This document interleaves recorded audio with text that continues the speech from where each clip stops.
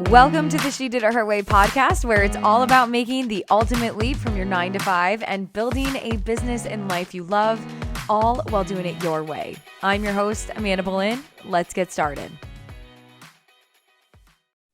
Hello, She Did It Her Way listeners. Welcome back to another episode of the She Did It Her Way podcast, or if you're watching the recording on YouTube, welcome. Today, I am welcoming Jahaan Blake, who is a sports executive turned career coach who helps high achieving women in the sports industry, sports and entertainment industry who feel stuck, frustrated, and defeated, find their voice and tackle whatever is keeping them from getting exactly what they want out of their career. During Jahaan's 18 years of working in sports, including working for 3 major league teams, Red Sox, Dodgers, and Cubs, her favorite part of the job was helping others see their full potential. So she made a business out of it. Whether her clients went to break into sports, take their performance to the next level, or own a place at the executive table, Jahaan provides customized coaching programs to accelerate their career. Jahaan, I'm so excited to dive in. I want to unpack everything, but welcome to the podcast. Thank you. Thank you so much for having me. I'm so excited to be here. Yeah. Well, and I know you have your own podcast, so it's very fun to be able to flip the roles of interviewing and now you get to answer the questions. So that's always so fun. Tell us in your own words, so like walk us through your journey. What are you doing today? And then let's unpack the timeline of how you made that transition and we'll dive all into it. Because I know my listeners love hearing about how women make the leap, how do they decide, what are the highs and lows, and all of that. So we have so much to dive into. So take it away. Yes. All right. So you want me to start with what I'm doing now and then kind of how I got there? All right. Yes. So today, oh gosh, I can't it's almost like a pinch me moment. Like I get to coach women who work in sports or who want to work in the sports and entertainment industry. And I help them see their full potential. I help them get exactly what they want out of their career. And so often it's something that you don't get from going to college. You don't get it from your MBA. You don't get it internally in your organization. Like those are things that, they don't help you with things like advocating for yourself, how to lead a meeting, right? Like, can you, like no one talks about those things, how to navigate internal politics. Those are things that don't normally come up, and you kind of either learn just by trial by fire, and some people just want to accelerate their career and get support on those core things and help them have that dream career and get exactly what they want. Yeah, I know. It's wild. Like I just saw on Instagram, it's an Instagram handle, The Broke Agent, and it's for real estate agents. And there was a diagram that says what you learn in getting your real estate license. And it was like some sort of very dry, you get a real estate education. What they don't teach you is what do you do when you can't get into the lockbox? What do you do when the alarm goes off in the house? And so it's like all these practical things that you don't learn through traditional education, but either learn through doing or getting the assistance with the coaching. So take us back to what were you doing prior to, well, and I know you shared you worked on major league teams, like take us back to that transition from working inside an organization to then working for yourself.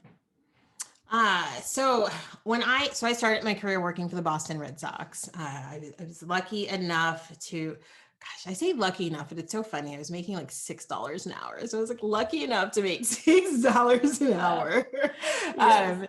But I got my first job while I was getting my master's. I remember thinking, part-time job while I'm getting my master's? No way. Like that, like I want a full-time job. So I got my first job. It was part-time, working for the Red Sox, dream job. Wow. And I remember after a while, I was like, oh, well, how do I become full-time? Like that was my next thing, is like, oh, how do I do that? Like, do they just tell me? Do I have to what? Like, that's how I learned how to advocate for myself. That was like my big moment, like moving, when I started, I was part-time. I was a Fenway ambassadors, and they still exist today. And then I became a coordinator, right? And that was a position that didn't exist in my department. I loved my department so much. Fan services and entertainment, it's what I wanted to do. So I stayed in that department, became a coordinator, created a new position for me. And then I just was thrown in the fire. I became a manager. Manage a team of people who were my peers. Like we all got hired together, and I was like, oh, I'm in charge of this group of people now. Like, this is crazy. And so, Mm-hmm. and then what I learned about myself was, we were brought in to do a job, and it was to help. We were the liaison between the fans and the front office, and we were there to enhance that fan experience and make that connection. And I felt like once that was done, I was like, you can always evolve a program, right? Nothing's ever done. But I really felt like the hard work, the programs were set up, like we were moving the needle when it comes to, customer satisfaction. And I said, oh, well, this is kind of boring now. Like, I don't like maintaining Mm. programs. And I was lucky enough, again, I keep calling it luck. Other people might call it something different, but I was lucky enough. My boss's boss went to work for the Dodgers as a CMO. And I said, I remember I was in the car with a friend of mine and dear friend, and I was trying to convince him he should go out there. And, because he was kind of like at a point in his career where he just wasn't happy anymore. And I said, uh-oh, I think I might have convinced myself. Like, I was coaching him, and Uh-huh. I was like, I think what I'm telling you is what I needed to hear. I was like, I take Mm. back all my advice. I was talking about myself.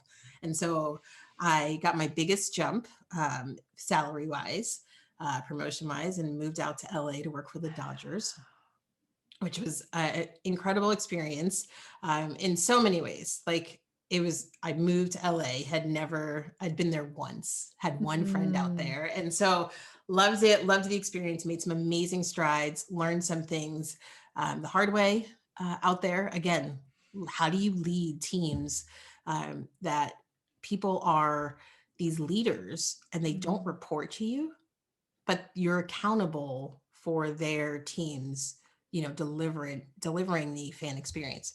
So how Mhm. do you lead? How do you sit at a table and make these grown ass men listen to this 30-year-old? You know what I mean? Like, how do you do that? So Mhm. there's a lot of trial by fire, and I learned a lot of stuff doing that, a lot of stuff the hard way. Mhm. And then the owners got a divorce, and the owners of the team got a divorce, and it was not Oh. pretty from there. And so it was the first time, probably the only time, I'm going to imagine, that I'm going to be on TMZ or Radar, whatever what those things are called. And that's how we found out that the husband fired the wife. So the husband was like the chairman or something, and the wife was the president. He fired her via letter. That letter was on TMZ. So I remember my girlfriend comes to my office, and she's like, to go on TMZ. What? That's Yes. like I feel like would have to be an out of body experience to It was. witness. I mean, you never really think that you're going to be involved with an article on TMZ. Watch, I say that, and then 20 years from now, I'm in TMZ. No, I hope not. Never, like, of all the people, like, you know what I mean? Like, I was moving to LA, and I'm like, oh, this is, it's Hollywood. It is not a big Mm, sports town. So, but drama is, right? yeah, So drama is drama the is the sport. focus. No, I'm kidding. Yeah. Drama is definitely the focus in that city. I So think, and I take that back. Maybe I actually can't say that because I've only been to LA as a visitor, not as a local. And I do know people that live into LA that love it. There's definitely aspects of it. So, but I mean, I just think of Selling yes, Sunset when I think of LA, but you're which right. great show, by the way.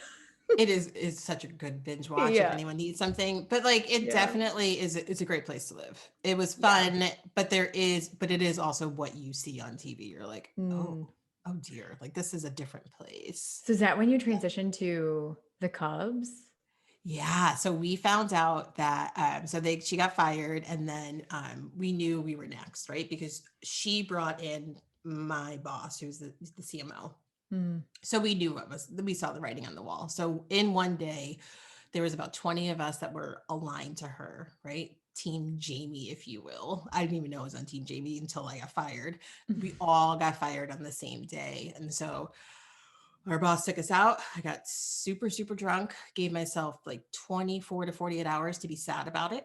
Mm. And then I hit the ground running, and I said, okay, Mm. what's next? And I knew that what's funny is I'm always thinking about what's next, which is a blessing and a curse. And Yeah.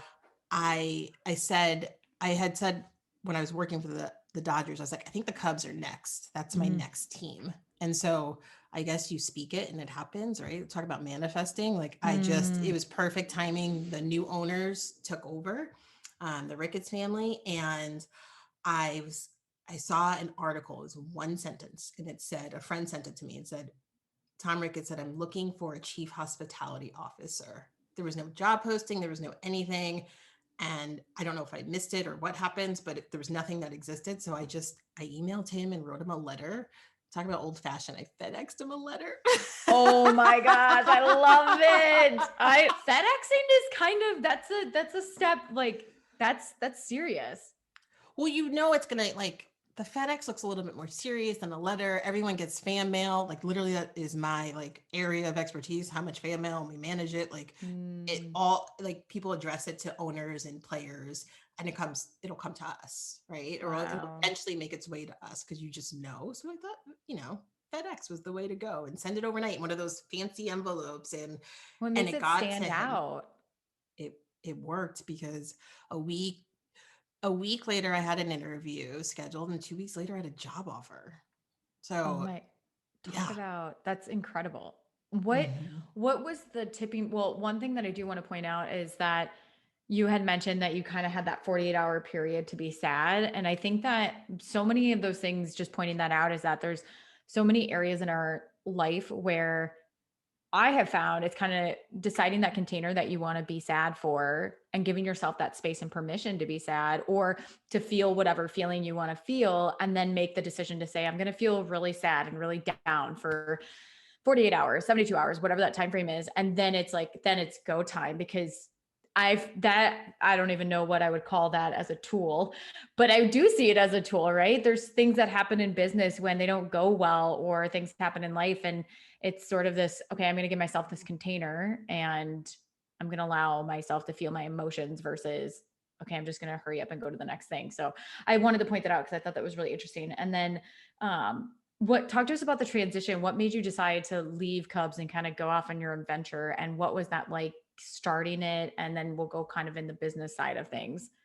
Yeah, it was, you know, I always knew I wanted to start my own business. My dad started his own business, and it was a bug I always had, but I was afraid to take that leap. I need more experience. I Mm, can't do this in my 20s. Like, who's going to hire a 20-year-old to do, you know, their events in sports and entertainment when I've only, you know, been doing it for a certain amount of time. So like mm, I like can like, you know, first it was events for me. It changed over time and evolved, but I always talked myself out of it and said I needed more experience. I needed more experience. mm. And so you know, when I finally, I was like, you know, I don't think I'm meant to work for anybody. Like I loved all the managers and the bosses, most of them that I had, you know what I mean, throughout my career. And but there was something about it. I just didn't like people telling me what to do. Like Mm. it just never like sat well with me. And there was only one person who I liked, or two, that I really loved because they were really good at coaching, and Mm. that was important. They knew how to coach people, and get the best out of their employees, and they really truly cared.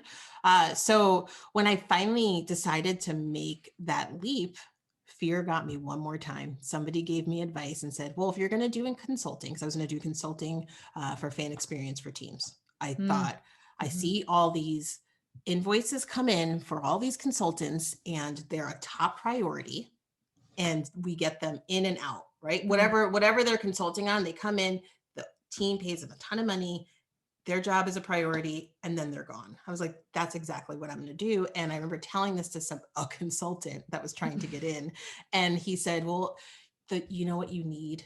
You need consulting experience before you start your own consulting firm. And he had What? his own consulting firm, and I actually really respected him and his colleagues. So he validated my fears and Mm. said it in such a way that was not condescending, was very like, I care. And he could have, who knows, right? Like, who knows why he told me that, but I listened. And so then I got a job at Deloitte. I got a consulting job, and it was the worst experience of my life. And it has nothing to do with Deloitte. Deloitte is a great place, and I recommend it for people who like structure, who like the corporate atmosphere, and not to say I don't like to make a lot of money, but like people who want to come out of college, who want to do a career switch and make a ton of money Mhm. and also work a ton. It just wasn't, I was like, it was horrible. cried a lot. I remember crying to my manager once. She told me I did a bad job at something, and I don't do a bad job. Like, Right. that's How long were not, you at Deloitte for? just about a year. So just about a year. And then I knew, I said to myself, I can leave and I'm happy to walk away from this salary. Like, I got a huge bump from sports. Sports does not pay a lot traditionally. I'm out. Like, I'm okay, but I'm happy to walk away from this money. I have to have a client first. And so that was my goal. And so I was like, okay, well, you got to get out because you're miserable. So I texted a friend who we started as ambassadors together for the Red Sox. And I was joking around, and I said, hey, she works on a lot, her company works on a lot of like things for the Super Bowl, for the NFL. So she does a lot of Super Bowl work. And I said, hey, do you want to hire somebody, contractor, totally joking, for like, I don't know, 6 months to help you with something. And just thinking, how do I get out of this situation that I've gotten myself into? And she called me 3 times. And I remember sitting under the hairdryer, and I'm like, God, Meg, what? And she goes, I am getting on a plane right now with my boss. And she goes, are you serious? Because the NFL, we just won a new piece of business. The NFL knows you. And so they would be happy if you were leading this for us. And my boss loved you, and she would be happy. Oh my So if gosh. you're in, she's like, I'm literally about to get on the phone with my boss. I mean, on the plane with my boss, and I'll have her ear. And I had 30 seconds to decide. And I said, do it. And there was nothing I could do after that, because I could not call her back. She was on a plane.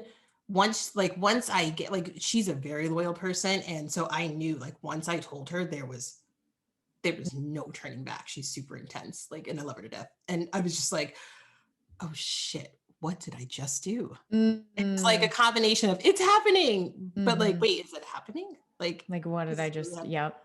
Yeah, she texted me. She got off the plane. She's like, all set. Let's talk in a week or so, iron out the details. And so my first client work was working on Super Bowl and Pro Bowl. And that, I had no business name, no LLC, no safety net, like a very, very tiny safety net. And Right. I was just like, go, just do it. And it actually, it felt right. Like, I was so much happier doing that than being at Deloitte. It felt right. Yeah. Well, and you had mentioned, I want to go back to the thoughts that you had of, I need more experience. Who's going to hire me? And you would talk yourself out of it, because I know for so many listeners, whether they're tuning, whether my listeners, I say there, but they're you, tuning in, have either been in that boat, in that experience, or are currently going through that, of the self-doubt that comes up when we're about to make such a big and bold move. And whether you had said that gentleman said, like, you need to go get consulting experience, and there's different schools of thoughts about, do you need to, or like sometimes the experience is just throwing yourself into it and then figuring it out along the way. But I think that's a really good lesson, to always take discernment on what people are saying to you and what advice they're giving, because their advice is always from the viewpoint and lens of their own experience, as opposed to, like, every piece of advice, even for anyone tuning into this podcast, in my experience, which is why I think it's really helpful to get to interview other women, because we all have different experiences that bring different wisdom, and based on our experiences, how we're going to provide that piece of advice. And it's so different. And I think it just comes down to, like, choose what you want to believe on purpose, and then own it as well. But that owning it is also a skill, I think, and takes practice, or at least it did for me, or has been, right? Owning it and taking that practice and that. So I just wanted to share that tidbit, because I thought that was really key to point out. I'm curious, and with you, right, making the leap. So you had a 6-month contract, very little savings, but it just intuitively, in your gut, you're like, this is it, which is very similar to my experience when I had an opportunity and got an 8-month contract with AT&T for freelancing. It was just like, yep, let's do it. And I had zero savings. I had student loan debt, like all the things. But I love that you said, I'm not going to quit until I get a contract, which creates that accountability and sort of that condition to say, okay, if I really want to do this, I got to prove to myself that I can get a client and that it's out there. I'm curious then, after the 6 month client engagement, at what point did you really decide to say, okay, you know what? I'm going to start offering coaching programs on my own, and I'm going to start coaching people one-on-one and doing things like that versus only subcontracting, right? Like, when did that shift take place? You know, it's funny. I kind of got comfortable there for a minute. I was Oh, like, it's very this, comfortable there yes. because I I was know like, that. there is no, like, I don't have to get like any sort of business insurance. Like, there's just, I don't need my Mm. website. Like, word of mouth is just It's doing it. called Like, my next, referral. yes, my next Yeah. time, I didn't even have an Instagram strategy. There was none. Like, I literally posted something after I was done with Super Bowl, Mm, and it was like me, you know, one of those funny like jumping pictures that everyone does. And so it was me jumping in front of like a football. And so that we were done. And somebody saw that and emailed me and said, I forgot that you're out on your own. mm, I have something else. Like, I have something for you. Can you talk like right now? We need you to help us with this. And so I was like, oh, didn't see this coming. Like, I literally didn't have a plan, but I knew, like, I right. was just like, I'm going to figure it out. I'm going to figure it out. Like, I know it's like, I Mm, truly believed that it was coming, and I didn't know what it was, but I was like, I know that I have a lot that people will hire me. Like, I know that I can do like really big things. And I knew that a Super Bowl was going to come up again. Obviously, Super Bowl was going to come up again, and I would yeah. continue to do work with them. So I was just like, I'll find something. And so literally that day, I had worked a 20-hour day on Super Bowl, had a call. And so I did that work for Warrior Games here in Chicago. And Mm.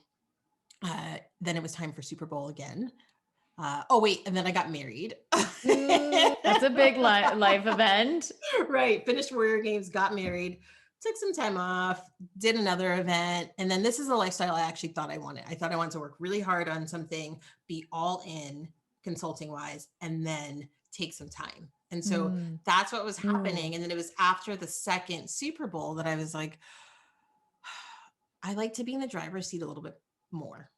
And yep. so I love this. This was a great almost like break for me. This gave me a breathe, like I took a breather. And so then I said, I'm gonna start consulting. And so I started the Mm. LLC, started, you know, formalized my business, and had unbelievable success. I was like, is this really like, are people Like, is this? paying me this much money? And I had contractors working for me. And Mm. I remember sitting in a, I remember sitting in a boardroom for one of my clients on a sports team. And I am like, here I am talking to the president about the strategy we're going to do for fan experience. And I'm like, well, this is kind of boring. You're like, and I'm ready for the next thing. Thank you. Yes, I think it was the excitement that I got there, but I was like, this isn't, there's something missing. And I was like, you know what though? I was like, I said I was just going to figure things out and do things that made me happy and fulfilled me and like, but Mm, also put money in my pocket. Let me be mhm. real here. And so I said, oh, well, if I miss coaching, why can't I just do it? I never coached before officially, but like people still call me and still ask me like for advice, and I spend time on the phone with them and I don't mind, and those people know who they are and they still call me to this day. But I just was like, why don't I just, there's other women who are dealing with the same things I dealt with my entire career, Mm, that there needs to be somebody who can help them. So I'm going to test the market. I did some research, had these interviews with these women, and mm. 4 out of the 6 of them, when we were done, the trade-off was, give me, 30 to 45 minutes of your time. I will stay on with you after and answer any questions you have and give you advice. And so, Mm.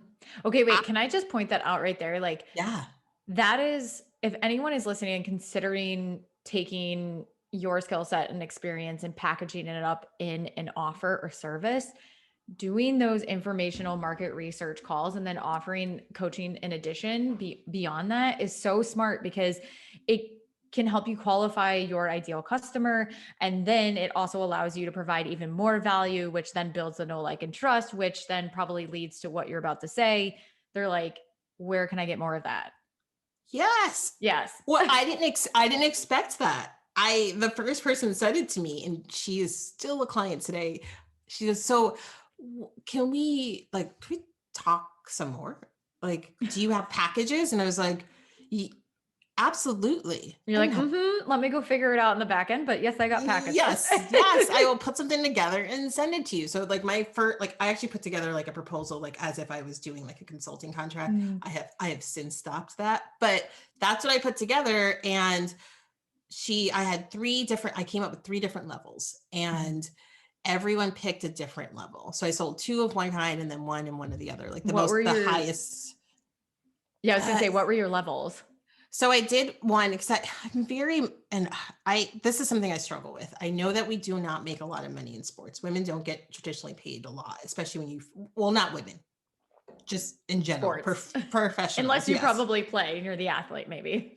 Yes, that's where they save the money. So I knew that people starting out weren't going to be able to afford a high ticket item, but I was still Mhm. going to have one. So I had a lower one and like less services. And I think at the time it was like around $300 for like 2 like sessions, but like mini sessions and whatever. And like they didn't get all Mm, access to me. And that's how I built it. It was I charged based on the access you had to me. And so the nice. big ticket item was like 750 for Mhm. like monthly coaching, but you had all access to me.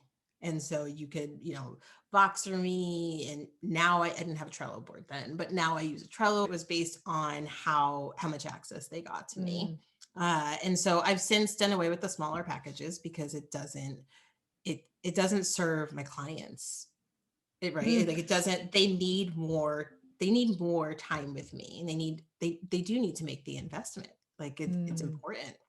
Okay, let's pause there because that I think is another learning lesson nugget. And it's you have an audience that traditionally maybe doesn't, the salary is not as high, let's say, which you shared. And then we want to work with that audience. But you're saying that you've learned over time that having the lower price point doesn't do you or the client any benefit. Can you talk to us a little bit more about like just your experience and what you learned from yourself and then also the results that your clients received and how you managed that experience?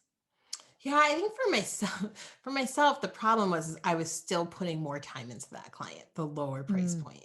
And then I was like, wait, I can't do this work for free. Like, hey, if mm, I was a trust fund baby, I probably would be doing this work for free or just little to nothing or getting a sponsor or something. Right. But like, that's not the reality of it. Like, I need to make money in order to give you services so you can improve your career. So I noticed I was doing extra work, and I was like, that's not fair to the people who are paying a higher price point. And then when I stopped doing that extra work, I just felt like they weren't getting as much as they could.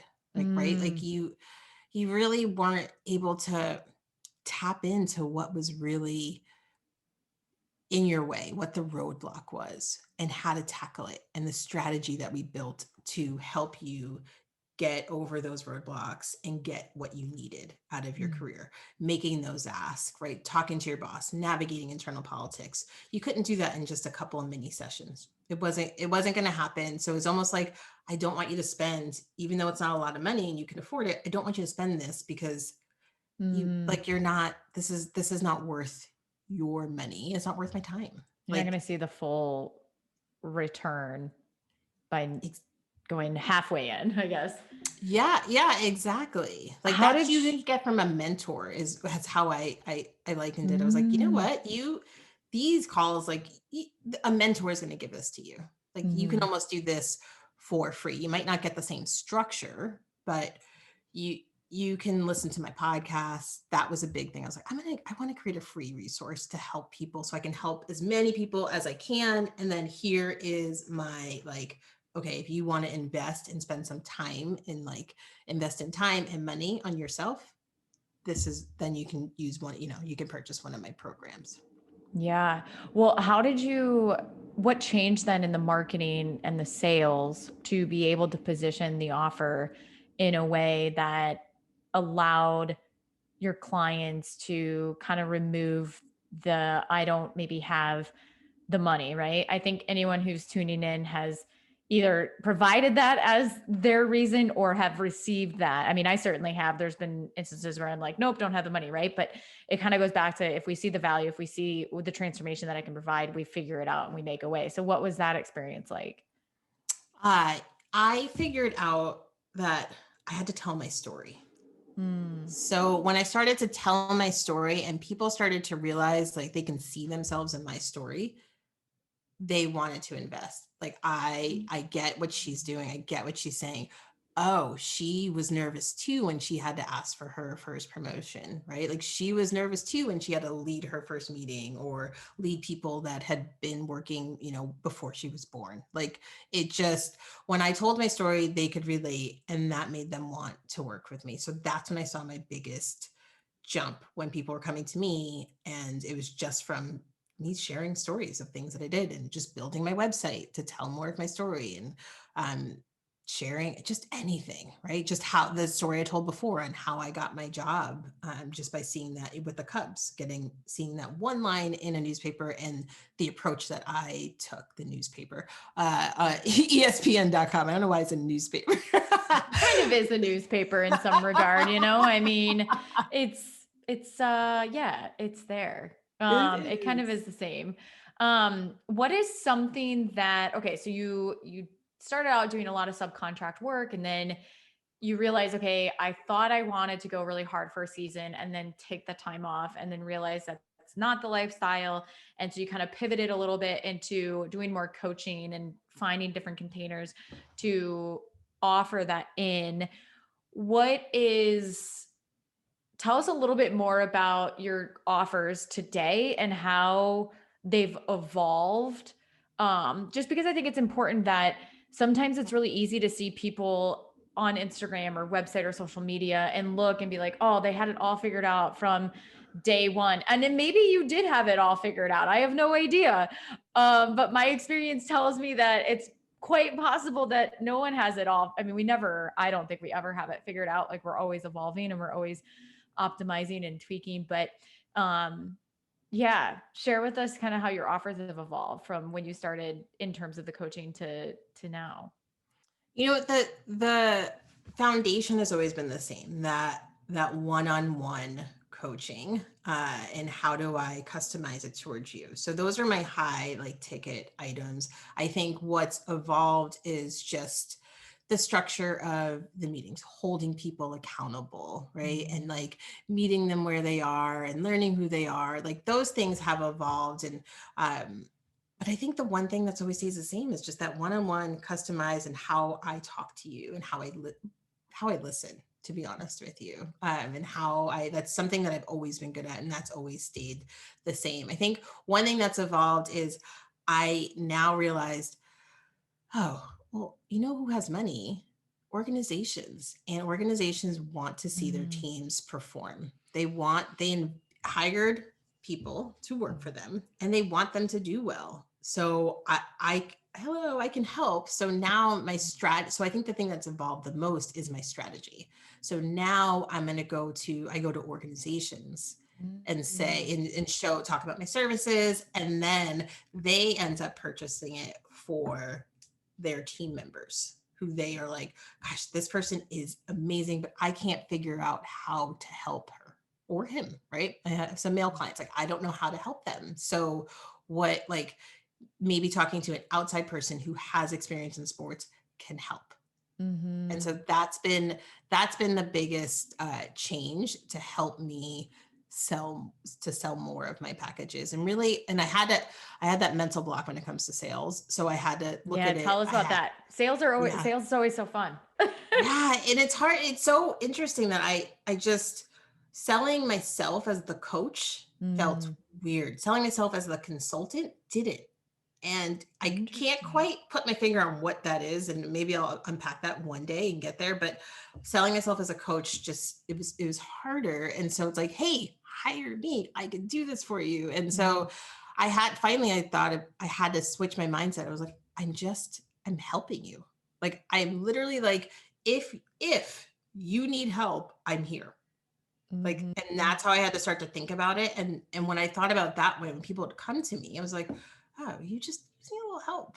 like, that's cool. Like, I got you. I can help you. Yeah. Like, so I try to switch my mindset, and that definitely helped. And so then when I talk to organizations, I just talk about how I can help their staff perform. I can help them increase their performance, increase how they, um, you know, the results that they deliver to the organization. And then if it just kind of just from there just started to flow. I love that you pointed that out because I think oftentimes sales can be scary or overwhelming and we put so much pressure on ourselves. But at the end of the day, it's really about how can I help? How can I serve? How can I be of value? And if you're doing those things, people will find value. They're getting results. They're they're all in to like go work with you. Yeah. And I love how you mentioned when you went from subcontracting to starting your own like coaching and consulting and doing it. And then it goes from no website, no social media to, oh, now I need to do the marketing to go along with it and that transition. What's been, when you think back of your journey, what's been one of the like your favorite mistakes or your favorite learning lesson moment? I don't want to say, I don't like asking, oh, regrets or something, right? There's no regrets, but what's been one of your favorite teachable mistake moments? And when it comes to the marketing side of things, like I don't want to wear that hat, but I have Mm, to, right? Like you have to. There's a lot of hats I don't want to wear other than the coach hat, and you just have to wear it. And so when I do things, I want to crush it, and I'm super ambitious and competitive. And so I was like, all mhm, right, let's go. Instagram and LinkedIn are going to be my two things. Like that's it. And then mhm. email, email as well. But really, Instagram and LinkedIn. And LinkedIn is probably should be my priority because that's where I have most of my action. But I found that I kind of I lost myself in that space. Like I spent too much time in there. Like, Mm, what are you doing? Like, how did 30 minutes go by and you just posted something? mm. Like it is one post. Like, are you? And now that I look back, like, the other day I set up posts the next 2 weeks, but in my head, I thought I Mm, had to be in it and like post when I was feeling what I was feeling. And like, you know what I mean? Like everything had to be in yep. that moment. And that's how I was going to connect with everybody. And the reality of it is I can be I I'm not I have mood swings. Like I have days where I'm like, I don't want to talk to anybody. Like that's actually how I set up my schedule. Like I don't have meetings on Mondays and Fridays. Like I Right. literally in certain days I'm like, I'm in strategy mode. I cannot get in marketing mode. And so then I wouldn't post anything. And that makes no sense. So I was like, when I have stories to tell, I literally will sit there and write everything out. Mm, And it's the same thing. I'm still connecting. mm, I'm just trying to, I don't know, like I just schedule them to go out. I'm still connecting with you. I still have these great mhm. stories to share, but like I don't have to sit there on Instagram and get caught up and then start looking and scrolling. Yeah. Yeah, it's like a whole, it can be a whole rabbit hole. And I totally can relate to what you're saying about the content. If when I don't have content planned at all, that's when I go into freeze mode. But when I at least have an outline of this is what I'm talking about, this is what I'm teaching, I at least can just show up and open the app and like do what I need to do. But yeah, sometimes it's like we go into freeze mode and it's also this, it's hard to really plan, it's hard to create content intentionally and content that aligns with the people that we can help as well. So I'm so glad you shared that. As we kind of lay it, as we wind down, I want to did you hear that? That was my Iowan accent that came out. I haven't lived in Iowa for 10 years, well, almost 10 years at this point, I guess. um what is what's one of your favorite books of all time? Ooh, favorite books of all time, I would say is Dare to Lead.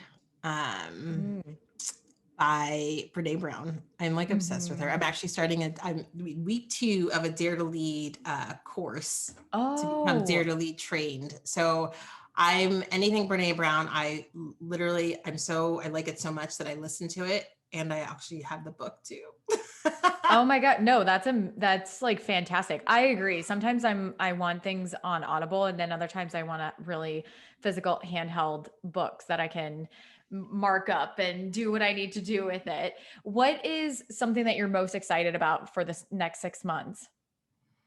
My group coaching program. Mm, Um, I think that I tried it. I finally just was like, get over it yourself and just do it. And so I launched one this February.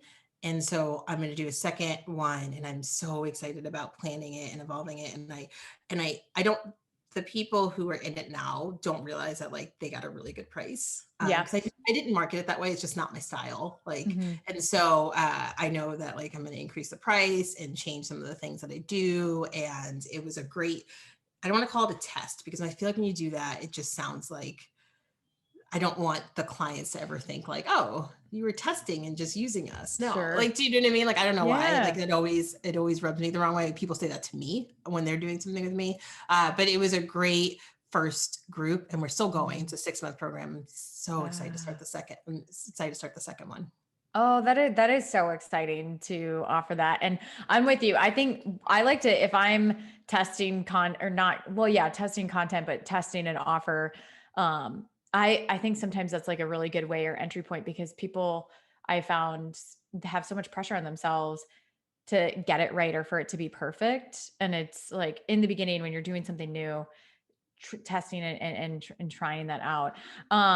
What is something you believe that most people might think is insane?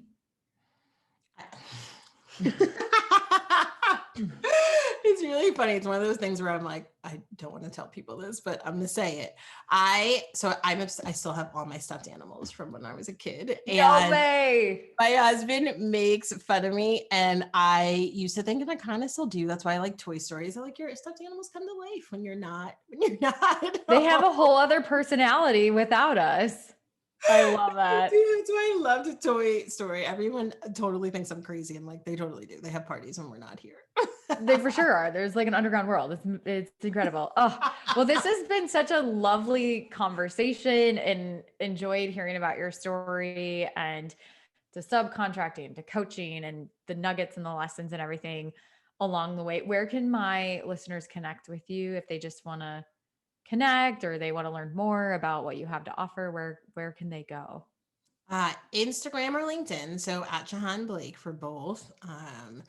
Website, jahanblake.com, make it super easy for you. And then my podcast, A Game of Her Own, as Mm, well. that's amazing. Well, thank you so much for coming on the show. I've enjoyed speaking with you, and this has been amazing. Until next time, keep doing it your way. If you enjoyed today's podcast episode, you can head on over to shediditherway.com, where you can access the entire vault of She Did It Her Way podcast episodes. And you can also access free trainings and resources all about how to make the ultimate leap from your 9 to 5. And if you enjoyed today's podcast episode, I would be so grateful if you headed on over to iTunes and left a review letting me know what you love about the She Did It Her Way podcast. Until next time, keep doing it your way.